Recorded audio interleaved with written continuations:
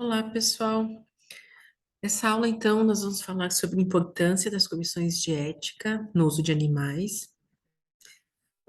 Eu vou começar inicialmente mostrando a última tela da aula anterior, para termos em mente, né, essa frase do Jeremy Bentham, onde ele diz: crie toda a felicidade que você for capaz de criar e remova toda a miséria que você for capaz de remover. Então, é com essa ideia em mente, né, que nós vamos tratar também desse assunto da importância das SEUAs, né? Bem, as comissões de ética no uso de animais, elas são uma obrigatoriedade de todas as instituições de ensino e pesquisa no país, né? Desde 2008. Então, a Lei Arouca criou o CONSEA, e também, ao mesmo tempo, criou a obrigatoriedade, de se ter as SEUAs, né? A comissão, de ética, ela tem uma composição, mínima, também, texto dessa lei, né? Então, essa composição mínima é de presença de médicos veterinários e biólogos, docentes e pesquisadores na área específica, e pelo menos um representante de sociedades protetoras de animais legalmente estabelecidas no país. Eu trago essa informação porque eu converso bastante com colegas, né, médicos veterinários, e muitos relatam que suas instituições de pesquisa, as suas instituições onde trabalham, eles não participam das SEUAs, né? E algumas instituições nem têm SEUA, ou as que têm não têm essa composição mínima, enfim. E é muito importante que os veterinários participem, né? E eu vou falar, então, ao longo dessa aula, as motivações, né? As justificativas do porquê é tão importante a presença de médicos veterinários nas SEUAs. Bom, o objetivo, então, dessa aula principal é falar como os médicos veterinários podem e devem trabalhar em colaboração com as SEUAs ao empregar os princípios que vão para além dos três R's, né? Vamos falar um pouquinho dos três R's. E avaliar formas de melhorar a compreensão de saúde e bem-estar dos animais. Então, não adianta, eu vejo que muitos colegas me falam assim: o que que você acha de tal protocolo de pesquisa que está sendo desenvolvido aqui? E aí eu faço sugestões, digo, né, algumas mudanças que poderiam ser feitas. Mas isso já foi aprovado pelo Comitê de Ética, então eu não posso mudar porque já foi feita a aprovação na SEUA. Então vejam como é importante, né, a presença do veterinário nessas comissões para poder opinar sobre os protocolos, né? Quando a gente fala nos três R's, são aqueles princípios já estabelecidos no livro, né, de Russell e Burt, dos princípios de técnicas experimentais humanas. Quando eles falam humanas, é no sentido de humanitária, né? Não é técnica experimental para humanos, né? Então, eles já traziam, esses autores traziam esse sentido de técnicas mais humanitárias. Vejam que é escrito em 1959 e ainda é a principal base. Eu vou falar um pouquinho de alguns avanços também propostos por outros autores. Mas essa definição é feita de uma forma hierárquica, né? O primeiro, o mais importante dos R's, que no inglês seria replacement, é a substituição, né? O mais importante é a substituição. Por quê? Porque se nós pudermos evitar o uso de animais, não precisamos dos demais R's, né? Então, nós temos que acelerar o desenvolvimento e uso de modelos e ferramentas que tratem de questões científicas importantes sem o uso de animais. O segundo R, mais o segundo em importância, seria a redução, né? No momento que não se pode substituir, mas que pelo menos se minimize o número de animais usados e desses animais que forem usados, que sejam feitos refinamentos. E aí que nós, médicos veterinários, geralmente conseguimos trabalhar mais, ajudar mais nos projetos de pesquisa, porque muitas vezes os projetos são aprovados, então é feita pela comissão de ética toda a justificativa, né, de por que usar o animal, é demonstrado qual é o N amostral necessário, né, e a gente tem que muito a trabalhar, então, no projeto da pesquisa em si, a parte de métodos que minimizem o sofrimento animal e melhorem o bem-estar. Alguns autores, aqui eu vou citar o Degrasse e Bechamp, em 2019 publicaram um artigo que eles propõem uma estrutura, né, compreensiva que vá para além dos três R's. Então, eles denominam isso de valores fundamentais, né? São três princípios dentro dos valores fundamentais, dito como benefício social, para justificar um projeto de pesquisa, e princípios relacionados ao bem-estar animal.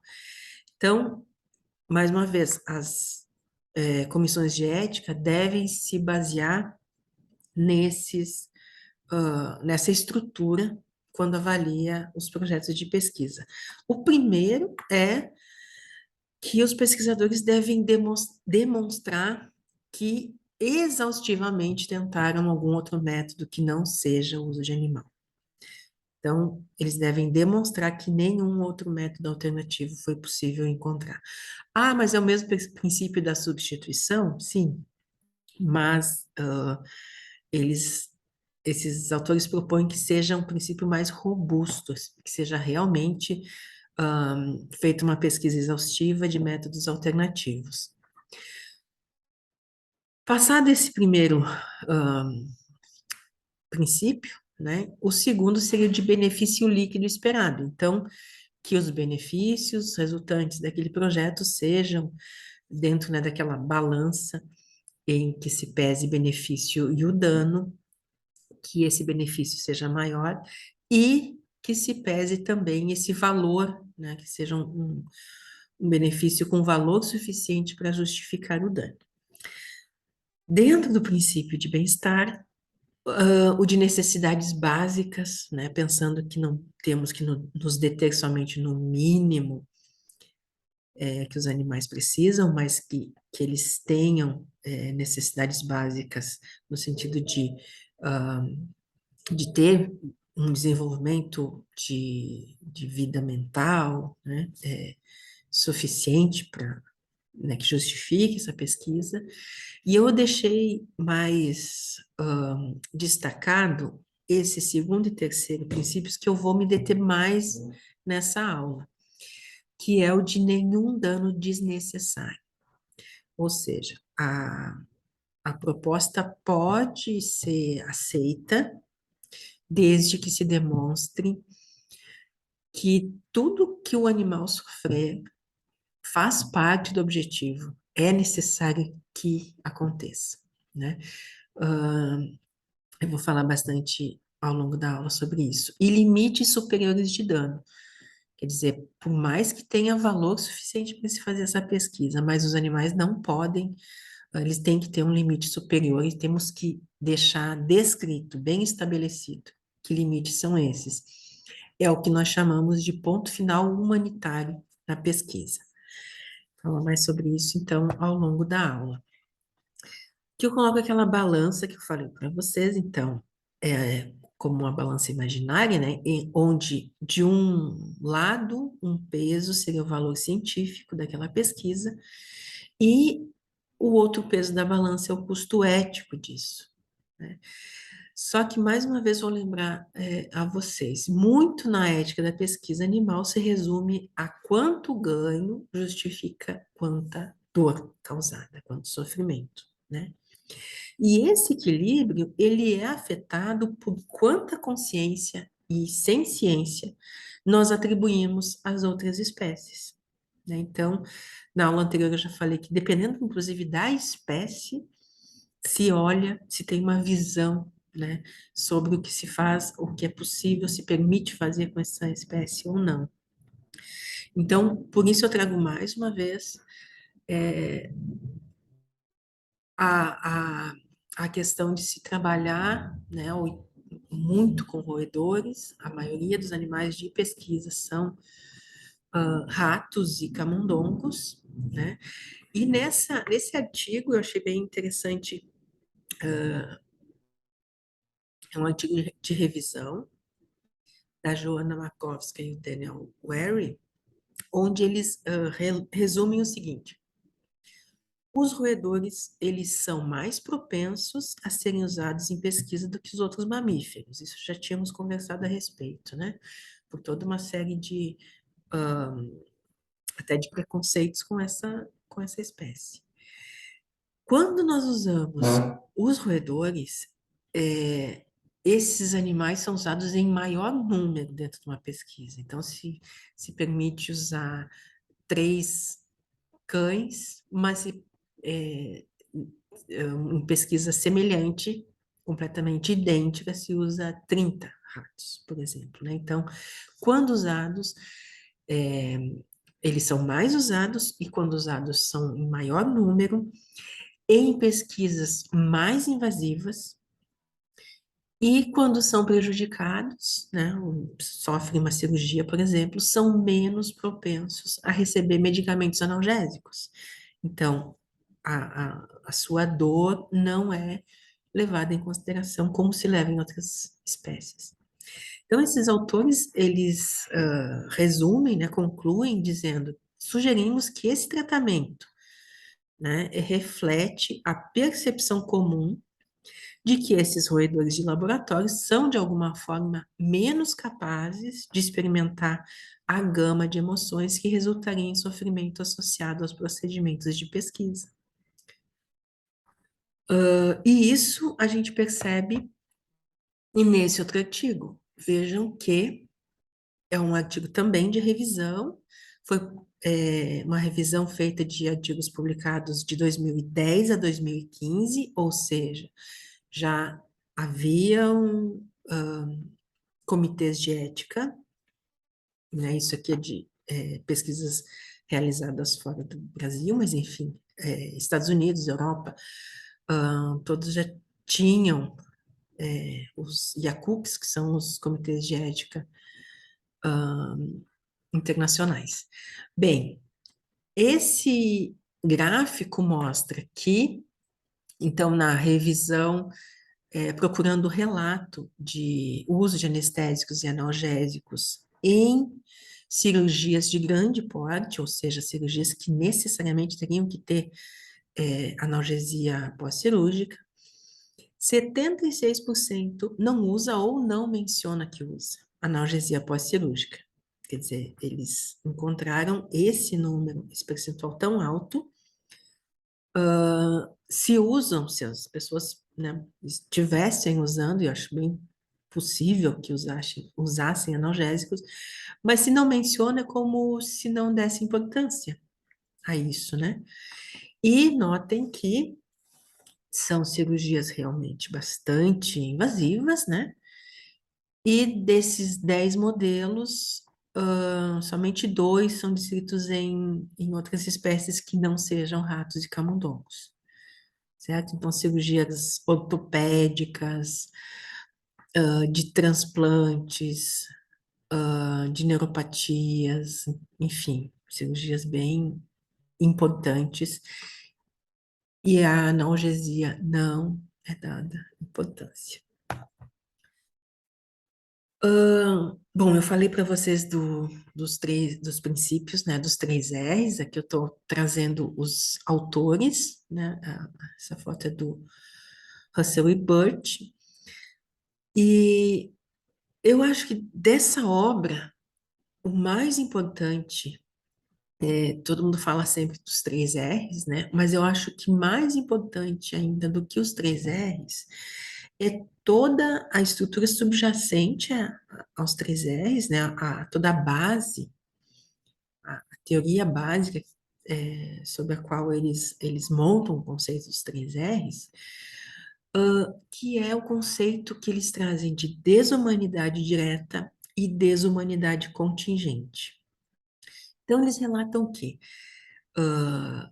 Desumanidade, no inglês é inhumanity, então fica um pouquinho difícil da gente traduzir, mas, né, traduzimos como desumanidade.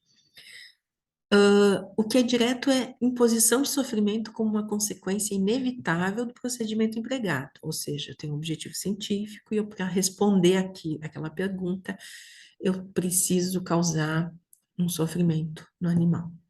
Isso eles chamam de desumanidade direta.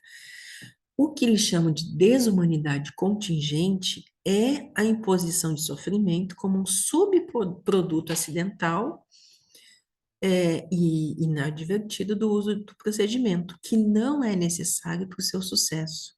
Ou seja, todo o estresse que o animal passa, que ele sofra, né, que não faça parte do objetivo da pesquisa, isso é chamado de desumanidade contingente. Esses termos, eles usam no livro, né, no Princípios, algumas vezes para se referir a estados mentais experimentados pelos animais, e algumas vezes eles são usados como maneiras, né, de se tratar os animais, que produzem esses estados mentais.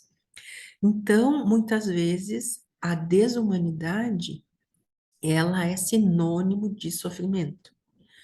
Muitos autores, inclusive, traduzem simplesmente como sofrimento direto e contingente, nesse sentido, né, que muitas vezes esses autores falam, se referem como a estados mentais, essa desumanidade, né? Então, um exemplo, nessa foto, nós temos aqui uma escala de inflamação da patinha de um rato. Então, qual é o sofrimento direto, aquilo que faz parte da pesquisa? É a produção de uma inflamação que é necessária para o objetivo daquele estudo, né? Só que, o que é um sofrimento contingente? Aquilo que poderia e que, sempre que for contingente, ele deve ser retirado, removido, né? Então, a gente faz as perguntas, é possível usar algum analgésico para que esse animal não tenha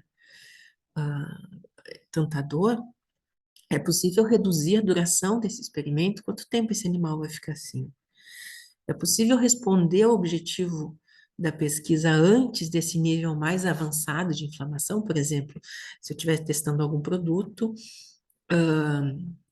e que eu já veja, já consiga perceber a diferença do grupo controle nesse nível de inflamação aqui, por que o animal vai chegar nesse nível tão mais terrível, né? Então, se for possível usar um analgésico que não interfira no meu objetivo e eu não utilizar, eu estou incorrendo em, eu estou causando esse sofrimento que era contingente, e isso não é moralmente justificado, nem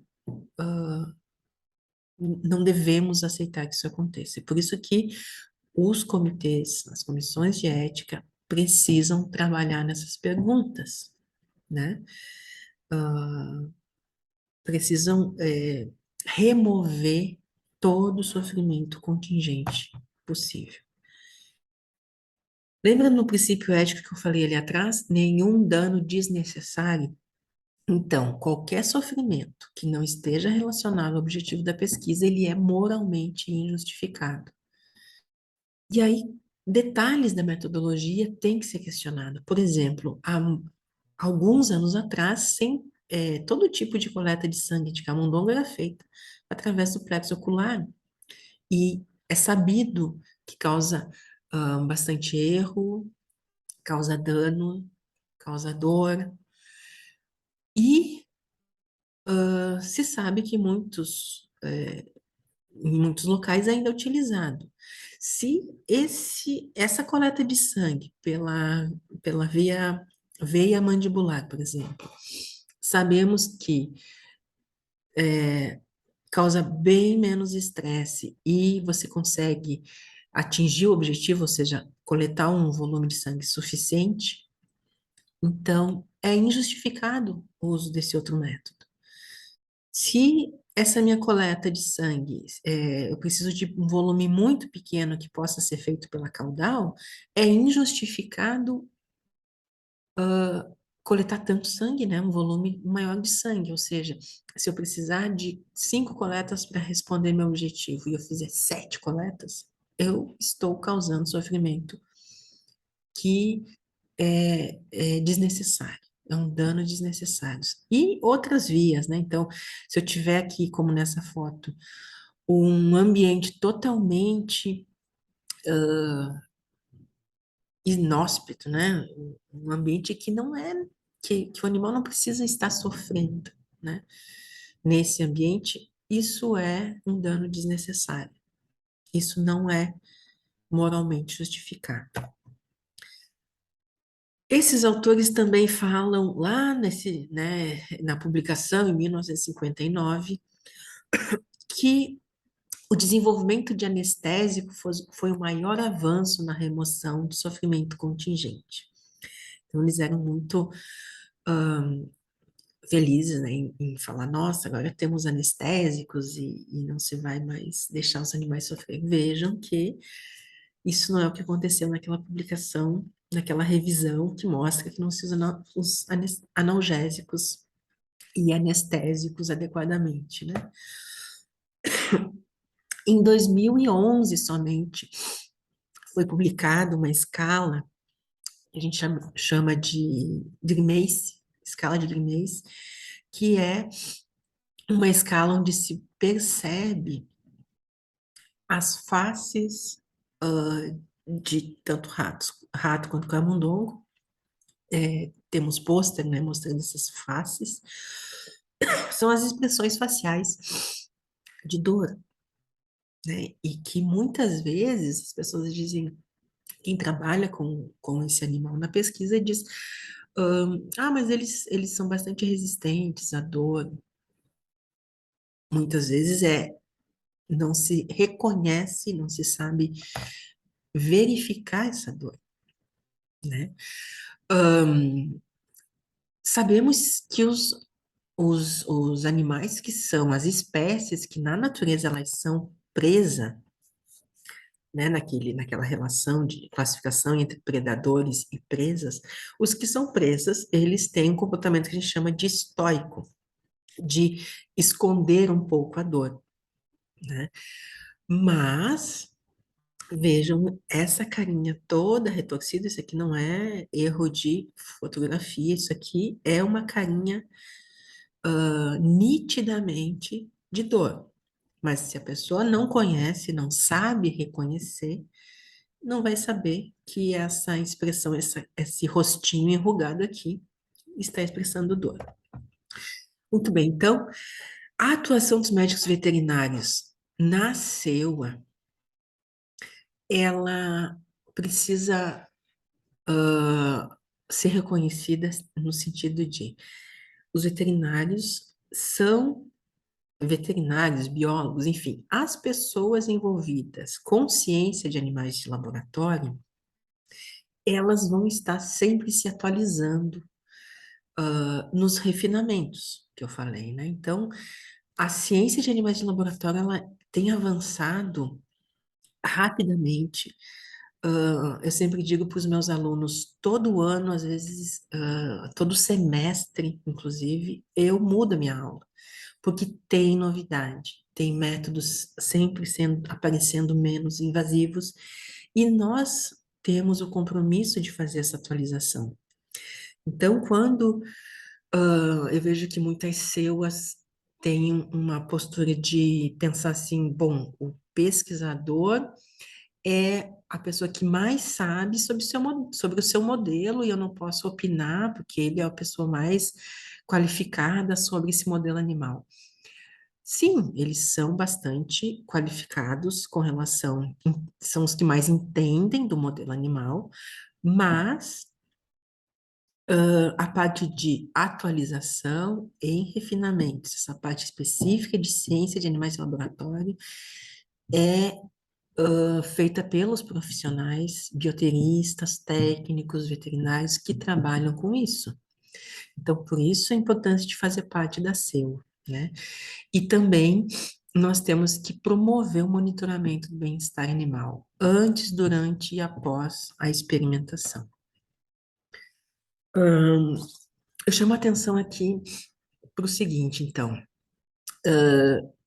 que eu vejo bastante esse tipo de argumentação, dizendo que se o animal deixou de reagir a um determinado procedimento invasivo, é sinônimo de que esse animal habituou àquele procedimento. E isso é um engano, né? Pode ser que esse animal esteja sob o que chamamos de desamparo, né?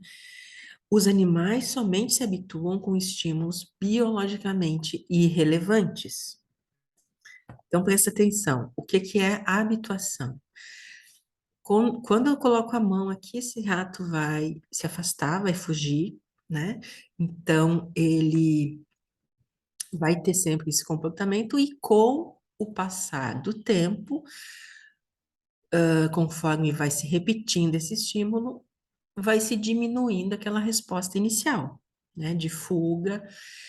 Só que isso ocorre, essa habituação ocorre somente para estímulos que sejam inócuos ao animal. Ele vai perceber que isso não me faz mal, certo?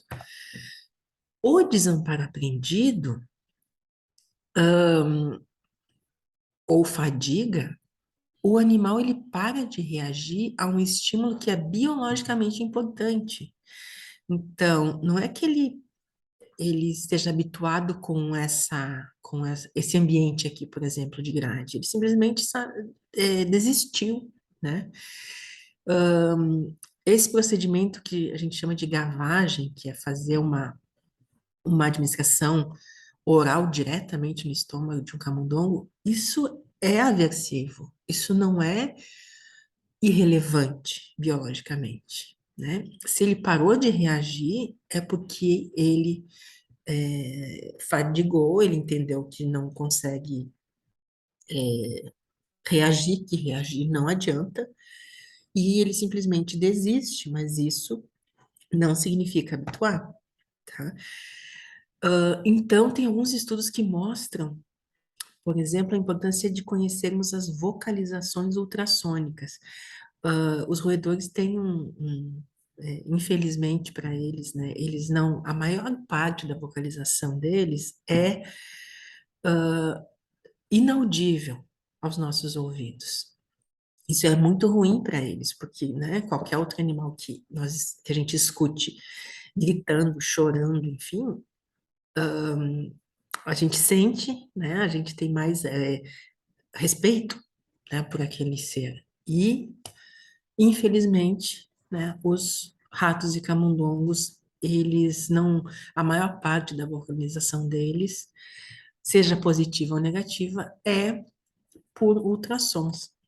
Então, tem se estudado muito isso para avaliar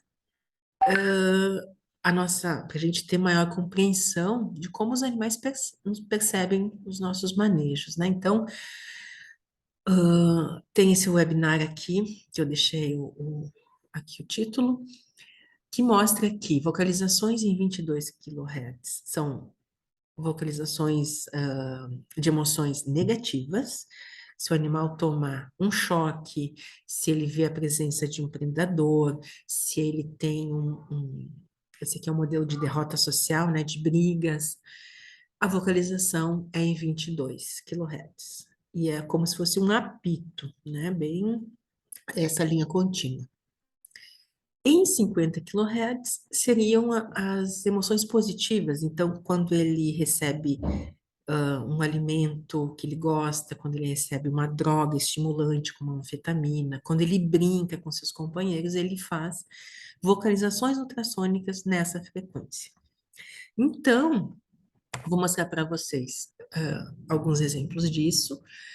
Então, lembrem-se que eu falei sobre nenhum dano desnecessário, né? Eu coloquei aqui com com essa interrogação, porque muitas vezes os pesquisadores só conhecem aquele método e acham que tem que ser daquele jeito. Então, acreditam que aquela técnica, essa de introduzir uma sonda e colocar o produto diretamente no estômago do animal, é a única forma que ele conhece, né? Mas, e acredito, inclusive, que o animal vai habituar com isso. Ah, ele esperneia os primeiros dias, mas depois ele acostuma. Lembrem-se, a habituação é se o estímulo for irrelevante biologicamente. Isso aqui causa incômodo. Então, não é irrelevante. É difícil ocorrer habituação. Eu fiz aqui um vídeo mostrando os ratos quando fizeram várias sessões daquela gavagem, né, que eu mostrei ali na foto. Isso aqui é após a gavagem. Então, eu gravei as vocalizações ultrassônicas que eu vou mostrar para vocês aqui. Se eu estiver com o aparelho desligado, o que nós percebemos é isso. Animais completamente quietinhos, paradinhos, imóveis, né? E é isso, não se ouve som nenhum. Com o aparelho ligado, vejam esse apito.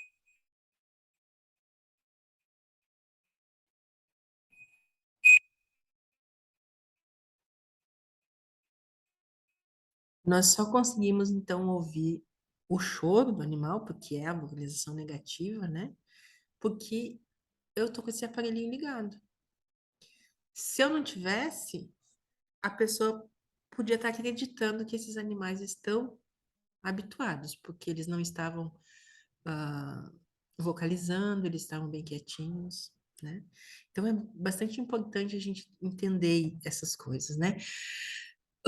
E aí a gente consegue fazer treinamentos, nós veterinários eh, que acompanhamos pesquisas, nós temos que nos envolver tanto nas aulas, né, quanto nos treinamentos dos pesquisadores.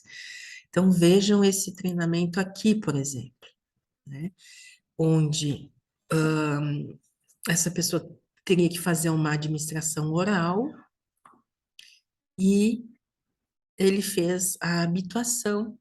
Isso sim é habituação, né? O animal está por livre vontade ingerindo o produto, né? Nesse outro vídeo eu coloco esse vídeo é o primeiro dia de habituação de um rato para ingestão de um produto. Então, esse aqui é o primeiro contato que esse ratinho teve. E vejam como a gente pode utilizar, inclusive, a nossa voz, né?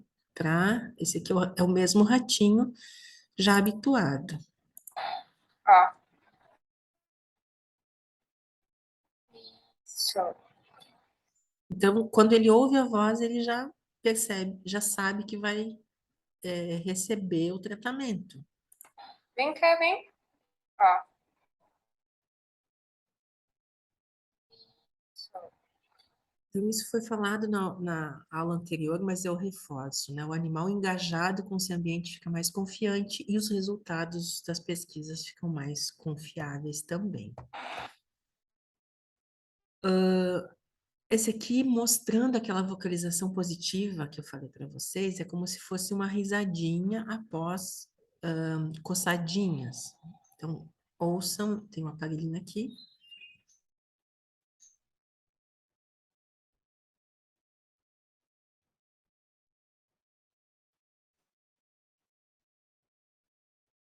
Vejam que é um apitinho, mas é bem diferente do que aquela localização que eu mostrei antes.